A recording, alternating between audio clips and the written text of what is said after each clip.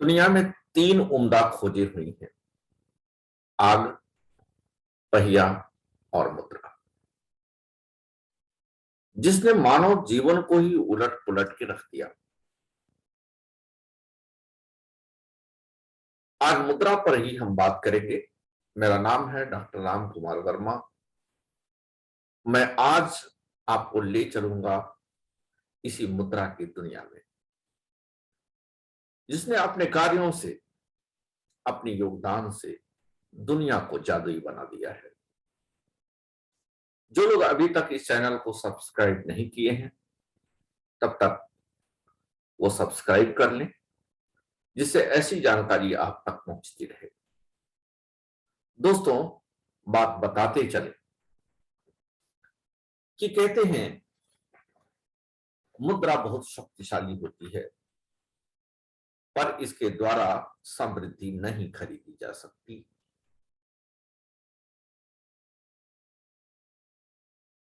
इसके द्वारा वही खरीदी जा सकती है जो आपकी मार्केट में है, आपके बाजार में है।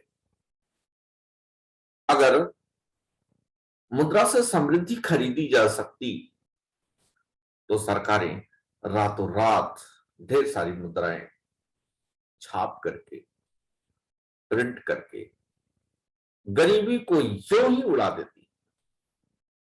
लेकिन सरकारें गरीबी का दावा करती रहती हैं।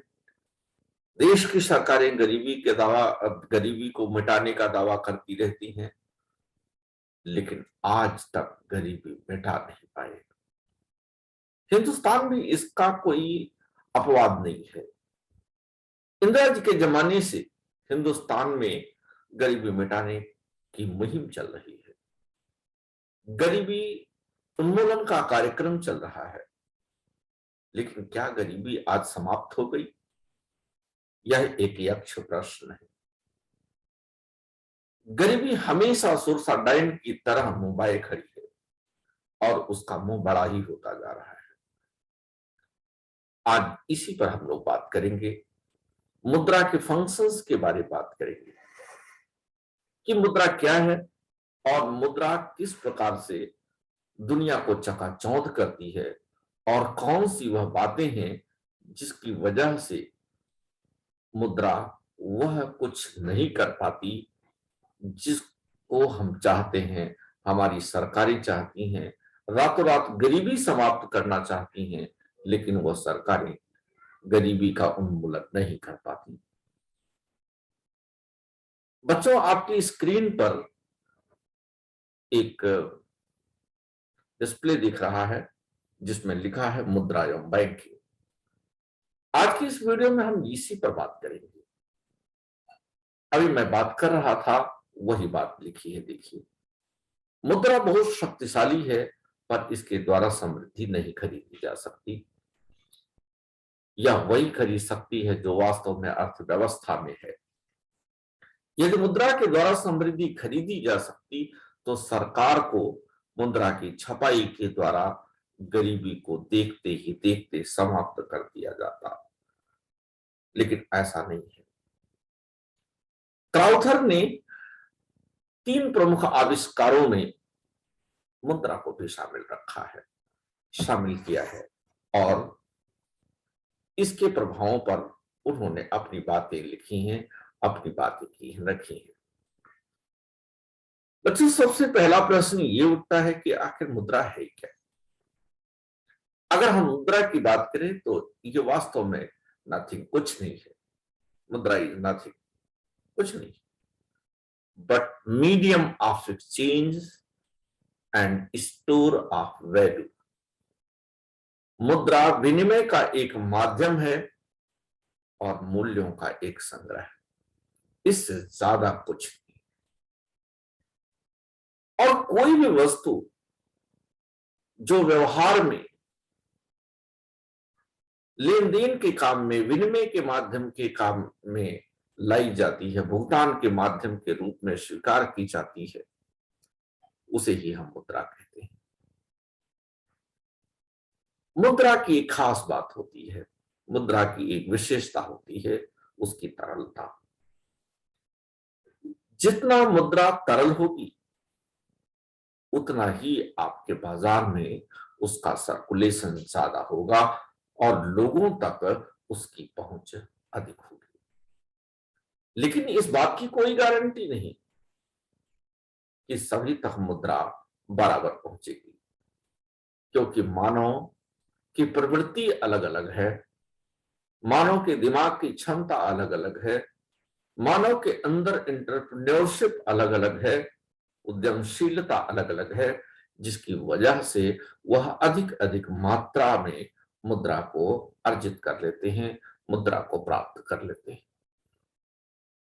बच्चों, हम बताते चले कि वास्तव में जो सरकारी स्तर पर बात होती है उसमें मुद्राएं दो प्रकार की होती है। एक जो सरकारों के द्वारा मान्यता दे दी जाती हैं, जिनका लीगल इंपॉर्टेंस हो जाता है, उसे हम कहते हैं लीगल टेंडर, यानी वैधानिक मुद्रा या फिएट मनी, अनुज्ञापित मुद्रा, अर्थात जिसकी के लाइसेंस गवर्नमेंट के द्वारा मिल जाते हैं।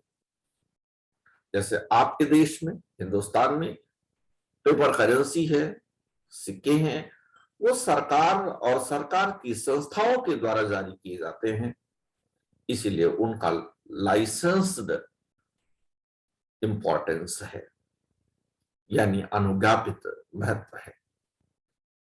लेकिन जो सरकारों के द्वारा लीगल नहीं मानी गई हैं, उनको नॉन लीगल टेंडर कहते हैं। बेसिकली इसमें वह मुद्राएं रखी जाती हैं जिसको सरकार ने लीगल टेंडर मानने से मना कर दिया है या लीगल टेंडर मानना बंद कर दिया है।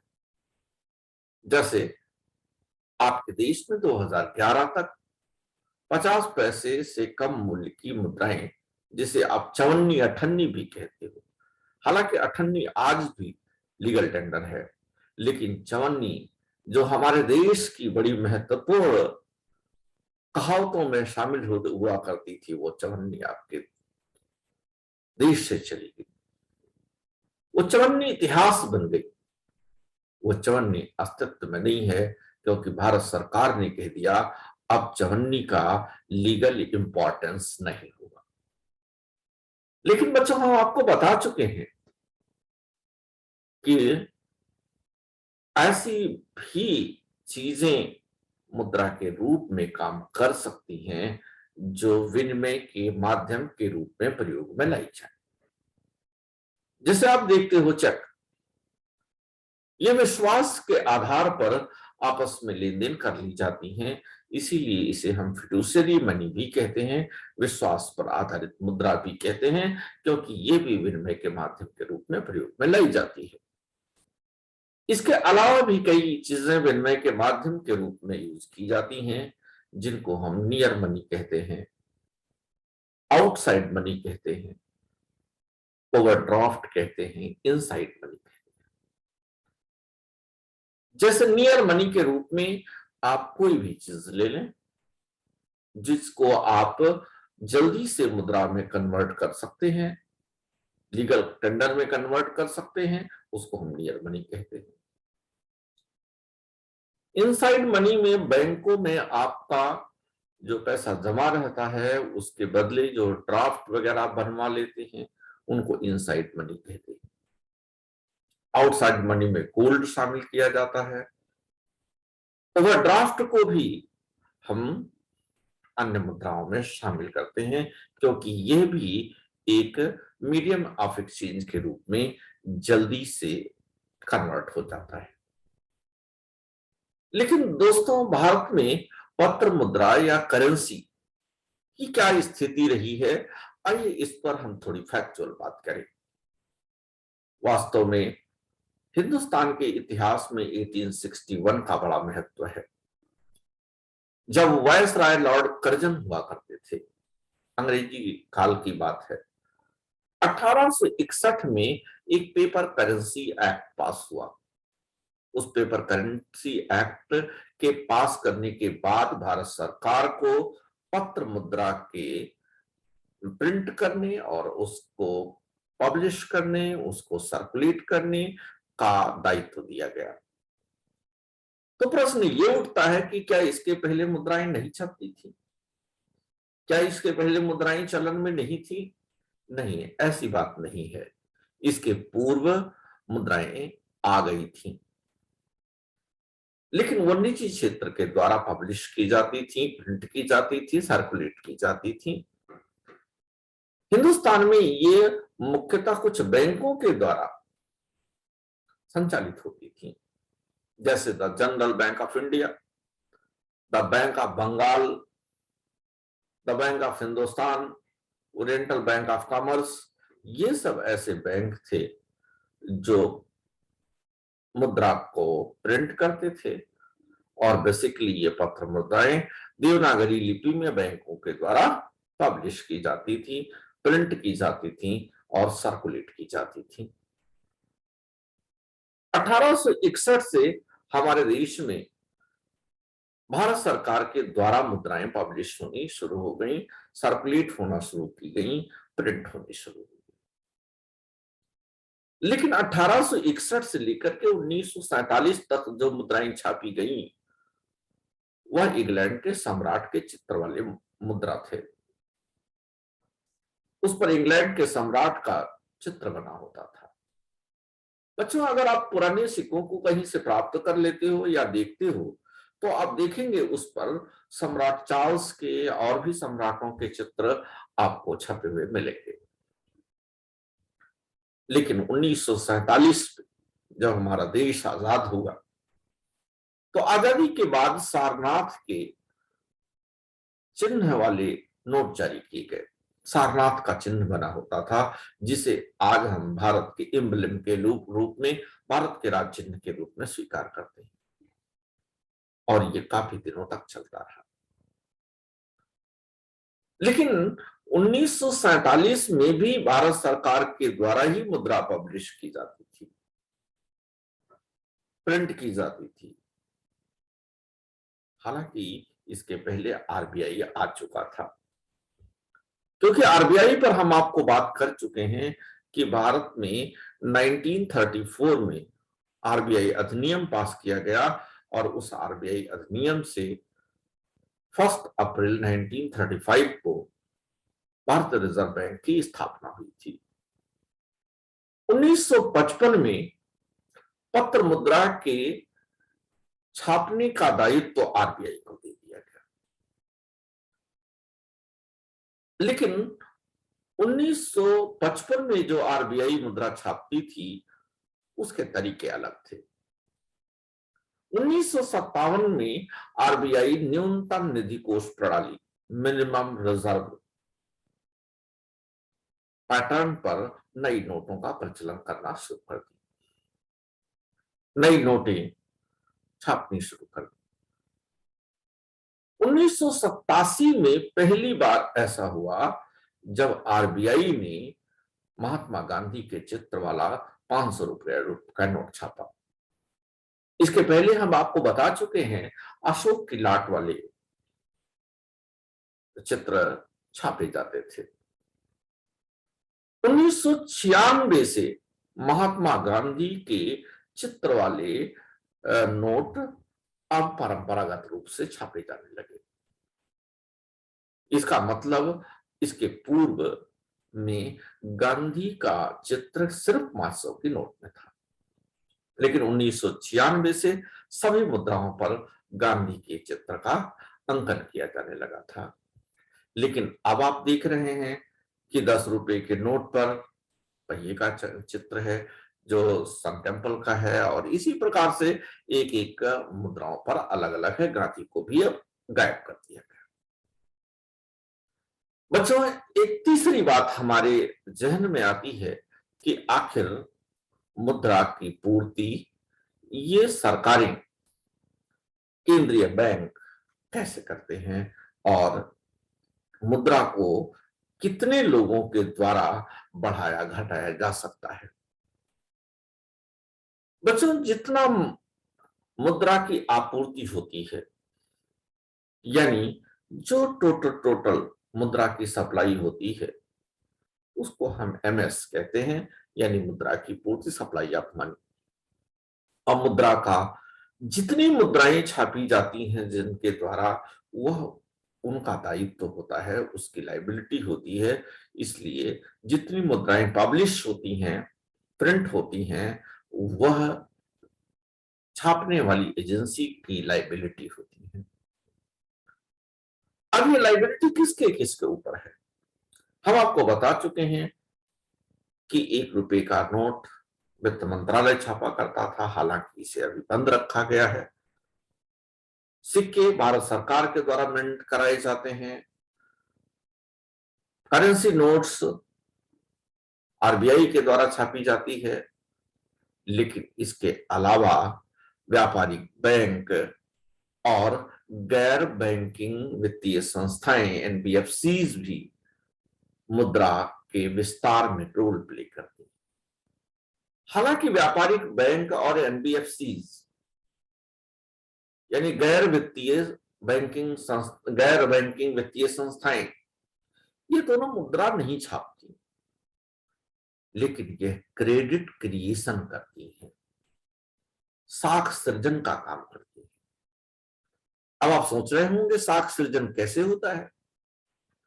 तो साख सृजन पर हम अलग से एक वीडियो बनाएंगे, उस पर बात करेंगे। यहां साख सृजन की बात नहीं करेंगे, लेकिन हम थोड़ा हिंट आपको देते चले कि अगर आप 1,000 रुपया बैंक में जमा कर देते हो तो बैंक इससे 1,000 से ज्यादा मुद्राएं बना लेता है। कैसे?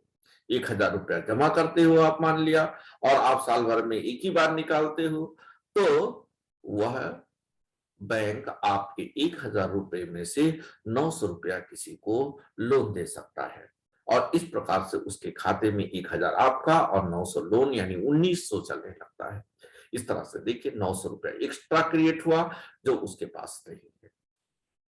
इस तरह से हम देखते हैं कि बैंक के पास जितना करेंसी नोट्स होता है उससे ज्यादा वो सर्कुलेशन में ला देता है। जितना एक्स्ट्रा सर्कुलेशन में लाता है वही उतना एक्स्ट्रा ही वास्तव में क्रेडिट क्रिएशन कहलाता है, साख सृजन कहलाता है। शुरुआती दौर में जब हमारी अर्थव्यवस्था छोटी थी तो आरबीआई जो कि पूरे करेंसी नोट्स का, सिक्कों का सर्कुलेशन करती थी, वह इसको रिकॉर्ड में रखने के लिए बैंकिंग थ्योरी प्रयोग में लाती थी। लेकिन देश के बढ़ने के साथ साथ, देश की अर्थव्यवस्था के आकार बड़ा होने के साथ साथ हमारी करेंसी नोट का सर्कुलेशन बढ़ाना पड़ा, और इतनी व्यापक मुद्रा में, इतनी व्यापक मात्रा में मार्केट में करेंसी का सर्कुलेशन बढ़ाना पड़ा कि अब उसको गिनना संभव नहीं रह गया। अर्थात banking theory, balance sheet approach fail होने लगा। और इसी संदर्भ में समय समय पर अनेक कमेटी गठित की गई, और उन कमेटीज ने सुझाव दिया कुछ, और उन सुझावों के आधार पर कुछ मनी एग्रीगेट्स, मुद्रा समुच्चयों का उपयोग किया जाने लगा। मनी मल्टीप्लायर का उपयोग किया जाने लगा, रिजर्व मनी का प्रयोग किया जाने लगा। बच्चों, इस दिशा में बैलेंस शीट अप्रोच को हटाने के लिए धीरे धीरे ऐसा प्रयास किया गया, कमिटीज के रिकमेंडेशन को स्वीकार किया गया। लेकिन कमिटीज के रिकमेंडेशन पर हम बात करें उसके पहले पुरानी व्यवस्था पर थोड़ी बात और कर लें। बेसिकली रिजर्व बैंक ने 1961 में पहली बार मुद्रा की पूर्ति की अवधारणा पर विचार करने के लिए एक कार्यकारी समूह का गठन किया था, जिसकी अनुशंसा 1964 में आई। 1961 की बात हम कर रहे हैं, 1961 की बात कर रहे हैं, 1964 की बात कर रहे हैं, 18 की नहीं कर रहे हैं। हम आजाद हो चुके थे और आजादी के काफी दिन बीत चुके थे। हमारी अर्थव्यवस्था का आकार काफी बड़ा हो गया था।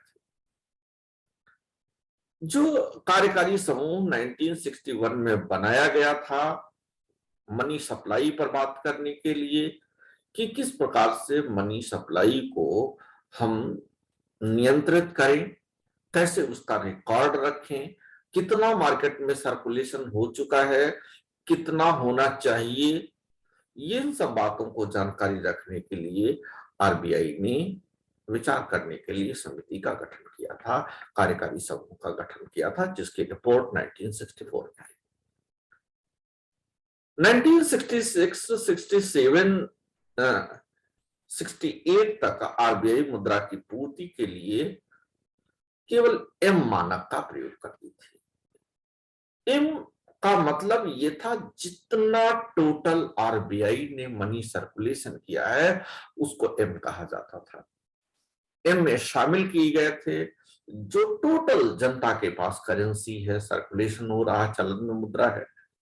बैंकों के पास जो डिमांड डिपॉजिट्स हैं, डिमांड डिपॉजिट्स में आप रेकरिंग डिपॉजिट को शामिल करते हो, आप करंट अकाउंट को शामिल करते हो, आप सेविंग अकाउंट को शामिल करते हो, इस तरह से हैं।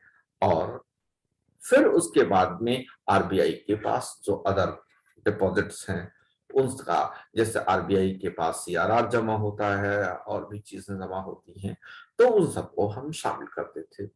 यानी कुल मिलाकर के जो जनता के पास करेंसी है, जो बैंकों के पास डिमांड डिपॉजिट्स हैं, जो आरबीआई के पास पैसा है, इन सबको मिला के सम्मिलित रूप से एम कहा जाता था। यानी एम एक एग्रीगेट है, एक समुच्चय है जिसमें सारी मुद्राएं शामिल हो जाती थी।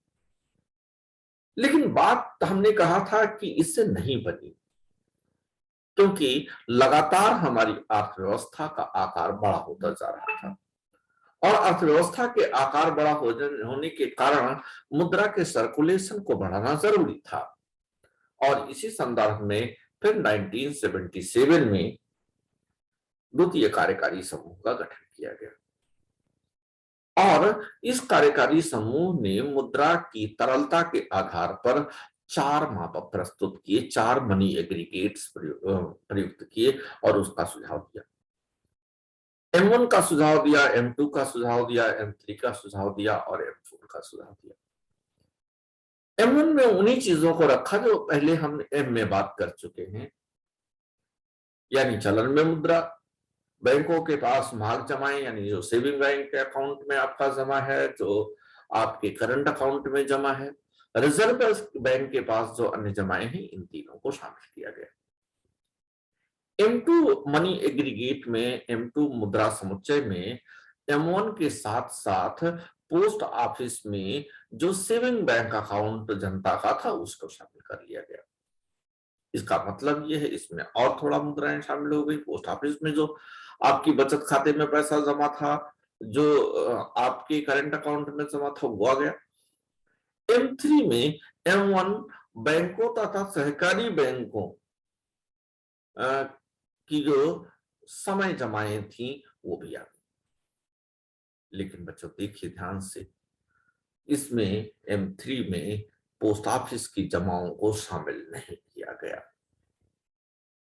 लेकिन फिर भी सबसे ज्यादा वास्तव में सर्कुलेशन में यही थी, क्योंकि इसका रिकॉर्ड जो पोस्ट ऑफिस में बैंक में पैसा जमा होता था उसका रिकॉर्ड आरबीआई के पास नहीं होता था। आरबीआई उसका उस पर नियंत्रण नहीं होता था या कम नियंत्रण होता था, वो फिस्कल पॉलिसी में चला जाता था, जिसकी वजह से जो आरबीआई का कंट्रोल था, आरबीआई उसको रेगुलेट कर सकती थी, वो M3 था। इसीलिए M3 को ब्रॉड मनी कहा गया, सबसे ज्यादा विस्तृत मुद्रा कहा गया। उसके बाद M4 एग्रीगेट का यूज किया गया, जिसमें M3 तो पूरा पूरा है ही, लेकिन हमने कहा था पोस्ट ऑफिस की जमाएं M3 में शामिल नहीं थी, इसलिए अब की बार M4 में पोस्ट ऑफिस की सारी जमाएं शामिल कर दी गई। यानी जो डिमांड डिपॉजिट था और जो एनएससीज थी, जो फिक्स डिपॉजिट था, वो भी शामिल कर लिया गया। इस तरह से आप देखिए M1 को सबसे पहले आप प्रयोग में ला सकते हैं, क्योंकि वो करेंसी नोट आपकी जेब में होता है, इसलिए M1 को ज्यादा तरल माना गया। लेकिन M1 M4 में ऐसी बहुत सारी जमाएं रखी गई जिनका आप डायरेक्ट यूज नहीं कर सकते थे, उनको निकालना बड़ा कठिन था। इसीलिए M4 को सबसे कम तरल मुद्रा माना गया। और चूंकि सबसे ज्यादा मुद्रा सर्कुलेशन में M3 थी, इसलिए M3 को ब्रॉड मनी कहा गया। लेकिन ध्यान रखना है, इसमें पोस्ट ऑफिस की जमाओं को शामिल नहीं माना गया, नहीं रखा गया। बच्चों, इस तरह से मौद्रिक अर्थशास्त्री M3 को ही मुद्रा के पूर्ति के रूप में स्वीकार करने लगे। ये सिलसिला चलता रहा 1991 तक। लेकिन आप जानते हैं 1991 में हिंदुस्तान के आर्थिक इतिहास में बहुत उथल पुथल हुआ। 1991 के पहले हमारे पास फॉरेन रिजर्व इतना कम था कि हमें विदेशों में सोना गिरवी रख करके विदेशी करेंसी उधार लेना पड़ा। इसी सिलसिले में 1991 में राव मनमोहन मॉडल आया, जिसे महान उदारीकरण का मॉडल कहा गया, जिसमें एलपीजी आई, लिबरलाइजेशन, प्राइवेटाइजेशन और ग्लोबलाइजेशन। इस उदारीकरण के बाद हमारी अर्थव्यवस्था में बहुत बड़ा मेजर चेंज आया। हमारी अर्थव्यवस्था का आकार बड़ी तेजी से ओपन होने लगा, बढ़ने लगा, और ऐसे में अब पुराने एग्रीगेट्स हमारा साथ नहीं दे सकते थे। और इसी बात को ध्यान में रखते हुए 1997 में आरबीआई ने तीसरा कार्यकारी समूह का गठन किया, वाईवी रेड्डी की अध्यक्षता में। इस कमेटी ने 4 नए मौद्रिक समुच्चयों के साथ साथ 3 नकदी निधि समुच्चय का भी रिकमेंडेशन किया, 3 लिक्विडिटी एग्रीगेट्स का भी रिकमेंडेशन किया। लेकिन बच्चों बताते चलें, इसमें M4 नहीं था। इसमें M0 आया, M1 आया, M2 आया और M3 आया, और 3 लिक्विडिटी एग्रीगेट्स आए, L1, L2 और L3। ये लिक्विडिटी एग्रीगेट्स हैं। मौद्रिक तथा जो नकदी समुच्चय हैं, उसमें हमने अभी कहा कि M1, M2, M3 के साथ साथ M0, और लिक्विडिटी एग्रीगेट्स में L1, L2, L3। अब क्वेश्चन ये उठता है कि आखिर M0 में क्या शामिल कर दिया गया। वास्तव में M0 को बेस मनी के रूप में स्वीकार किया गया, ऐसे मानक के रूप में स्वीकार किया गया जिससे M3 को मापा जा सके। M3 में M0 कितनी बार सम्मिलित है, क्योंकि आप बैंकिंग विधि से करेंसी को नाप नहीं सकते थे कि आपकी इकोनॉमी में कितनी करेंसी फ्लो कर रही है। M0 से हमने मापना शुरू कर दिया कि M3 में यानी ब्रॉड मनी में M0 कितनी बार सम्मिलित हुआ है।